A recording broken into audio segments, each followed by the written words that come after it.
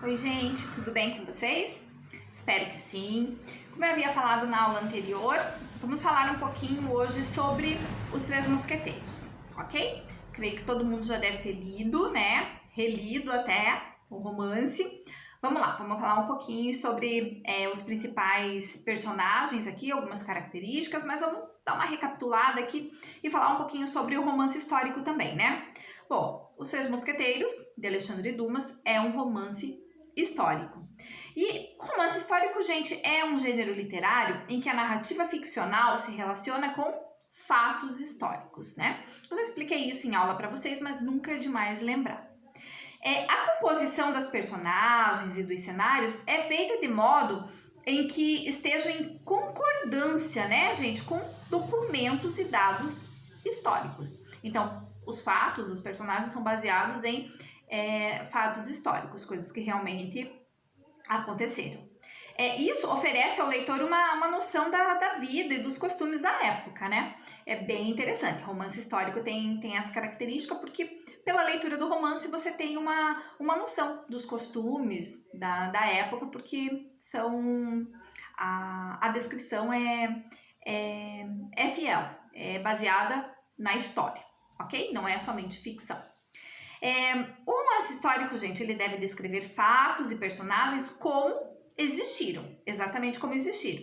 Esse recurso em literatura nós chamamos de autenticidade de cor local. Olha que bacana esse termo.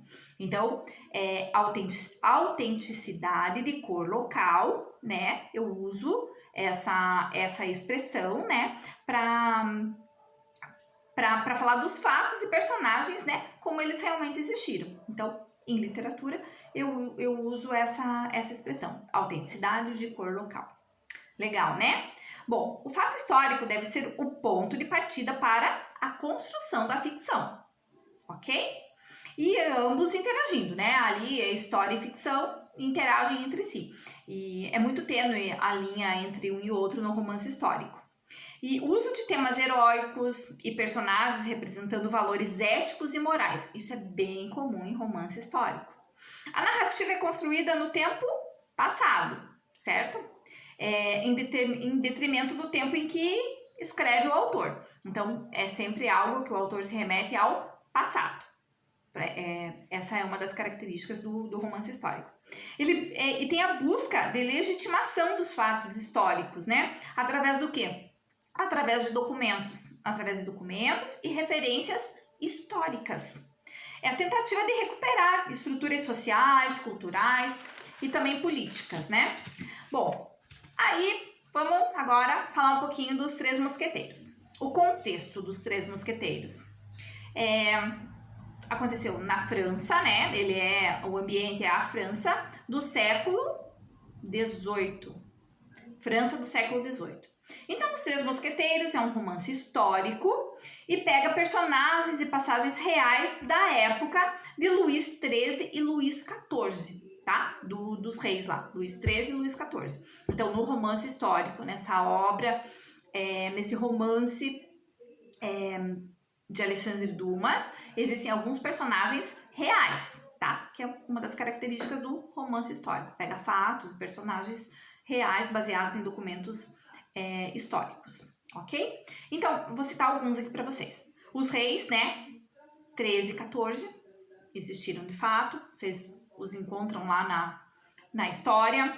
A rainha Anne da Áustria, o cardeal de Richelieu, o duque. Bom, isso daqui é apenas alguns aqui para exemplificar, né? Então tá, então agora vamos falar, já falamos um pouquinho sobre romance histórico, vocês já relembraram, isso eu passei para vocês em sala, vocês devem ter anotado no caderninho de vocês, mas achei importante dar essa introdução antes de falar de alguns personagens, né? Vamos falar um pouquinho de alguns personagens aqui da narrativa, né, do romance. Bom, o principal personagem, sem dúvida nenhuma, é o D'Artagnan, ok? Ele é um jovem que herdou o espírito de mosqueteiro do pai e busca o máximo de agitação. Tá, o D'Artagnan é o nosso protagonista, o nosso herói dessa história, desse romance histórico, né? Sem dúvida é o personagem central do romance, ok? Não deixa dúvidas, né, gente? Ele realmente é o personagem central desse romance. O D'Artagnan, ele concentra a personalidade dos seus colegas, né? Ele tem um pouquinho da personalidade de cada um ali. E adicionado ao seu modo de ser a certa pureza, a certa inocência. Isso próprio dos heróis clássicos, né, gente? Isso é próprio dos heróis clássicos, das histórias clássicas. O Gascão, porque ele veio lá da Gasconha, lembrem que ele veio da Gasconha. Ele chega à capital Paris e conduz, né? E nos conduz, né? Por essa história, né? Ele conduz nós leitores por situações de aprendizado, né? Afinal, estamos no universo de Alexandre Dumas, né, gente?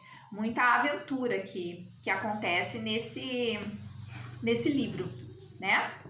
Então, basicamente, D'Artagnan é caracterizado assim. Ele é o herói da história, é esse espírito de mosqueteiro do pai e vai nos conduzir durante o romance todo.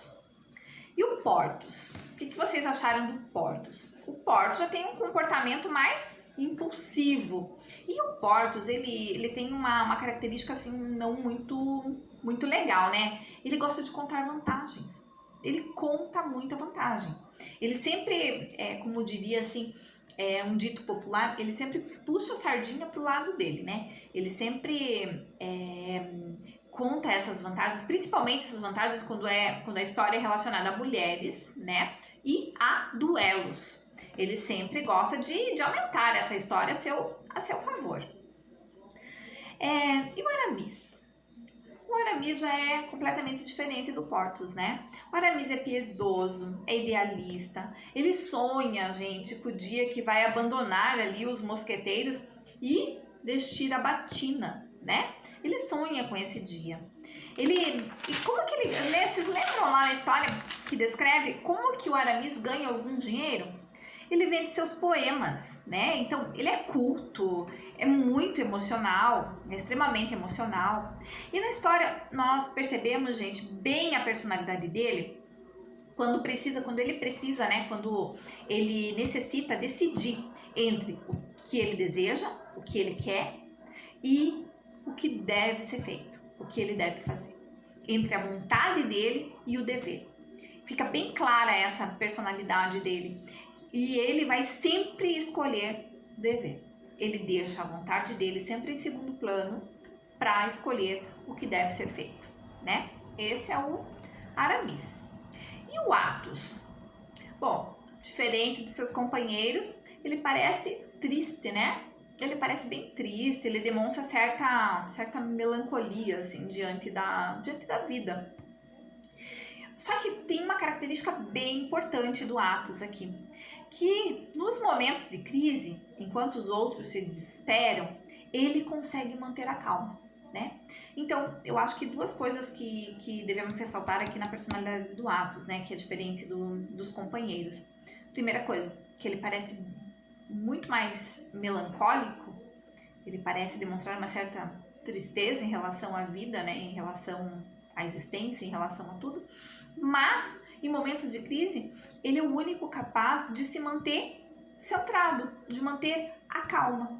E como nós sabemos, é muito difícil, né, manter a calma em situações assim, mas é de extrema importância, porque mantendo a calma, você consegue enxergar as coisas com mais clareza, né? E assim buscar o resultado mais apropriado. E a Milady, lembra da Milady? Como que ela é descrita no livro? Ela é descrita como muito bonita, né? Era alguém muito bonita, meiga, sedutora, observadora. Mas tinha uma característica que, além dessas que eu já citei, que sobressai nessa personagem. Ela é o quê? Ela é extremamente inteligente. Ela manipula as pessoas, né, gente? E como o autor diz lá, uma frase do autor que ele, quando ele se refere a ela, a Milady, ela deixava um rastro de sangue por onde passava. Por essa citação do autor, a gente já imagina como que era, né, a personalidade dela. E o Cardeal? Bom, o Cardeal é o antagonista, né? Mas ele não chega a ser um vilão, né? Ele não chega a ser um vilão. Por que que eu não posso dizer que ele é um vilão? Porque, na verdade, ele não quer matar os mosqueteiros, né? Ele não quer, ele não busca isso. Ele quer apenas desmascarar a rainha da Áustria.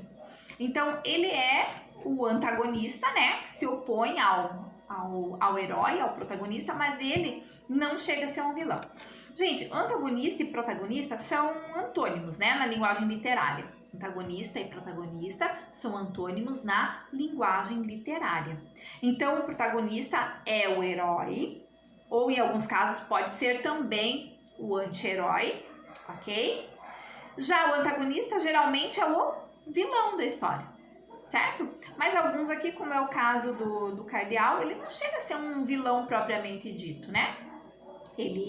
Porque ele não quer, a intenção dele, o objetivo dele não é matar os mosqueteiros, é apenas desmascarar a rainha, ok?